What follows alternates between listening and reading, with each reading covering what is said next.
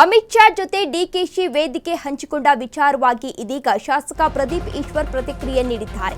ಅಮಿತ್ ಶಾ ಜೊತೆ ಡಿಕೆ ಶಿವಕುಮಾರ್ ವೇದಿಕೆ ಹಂಚಿಕೊಂಡ ವಿಚಾರವಾಗಿ ಇದೀಗ ಮಂಚೇನಹಳ್ಳಿಯಲ್ಲಿ ಶಾಸಕ ಪ್ರದೀಪ್ ಈಶ್ವರ್ ಇದೀಗ ಪ್ರತಿಕ್ರಿಯೆಯನ್ನ ನೀಡಿದ್ದಾರೆ.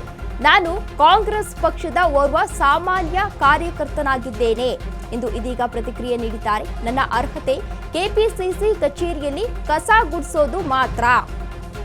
ಕಸ ಗುಡಿಸೋನಿಗೆ ದೇವರ ಬಗ್ಗೆ ಮಾತನಾಡೋ ಅರ್ಹತೆ ಇರುತ್ತಾ ಎಂದು ಪ್ರಶ್ನೆಯನ್ನ ಮಾಡಿದ್ದಾರೆ ಪ್ರದೀಪ್ ಈಶ್ವರ್. ಕೆಪಿಸಿಸಿ ದೇವರ ಬಗ್ಗೆ ಮಾತನಾಡೋದಿಲ್ಲ ಎಂದು ಪ್ರದೀಪ್ ಈಶ್ವರ್ ಅವರು ಈ ವಿಚಾರವಾಗಿ ಇದೀಗ ಪ್ರತಿಕ್ರಿಯೆಯನ್ನ ನೀಡಿದ್ದಾರೆ. ಮಂಚೇನಹಳ್ಳಿಯಲ್ಲಿ ಶಾಸಕ ಪ್ರದೀಪ್ ಈಶ್ವರ್ ಇದೀಗ ಪ್ರತಿಕ್ರಿಯೆ ನೀಡಿದ್ದಾರೆ. ಅಶೋಕ್ ಅವರು, ಯತ್ನಾಳ್ ಅವರು, ಸಿಟಿ ರವಿ ಅವರು, ವಿಜೇಂದ್ರ ಅವರು ಕೂಡ ಅಲ್ಲಿ ಬೇಜಾರಾದ್ರೆ ನಮ್ಮ ಪಾರ್ಟಿಗೆ ಕೆಪಿಸಿಸಿ ಪಕ್ಷದ ಸಾಮಾನ್ಯ ಕಾರ್ಯಕರ್ತ.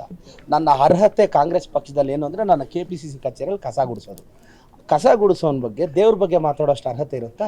ನಾನು ಕೆಪಿಸಿಸಿ ದೇವ್ರ ಬಗ್ಗೆ ನನ್ನ ಪಕ್ಷದ ಬಗ್ಗೆ ನಾನು ಅಶೋಕ್ ಅವರು, ಯತ್ನಾಳ್ ಅವರು ಅವ್ರ ಬಗ್ಗೆ ನಾನು ಮಾತಾಡ್ತೀನಿ.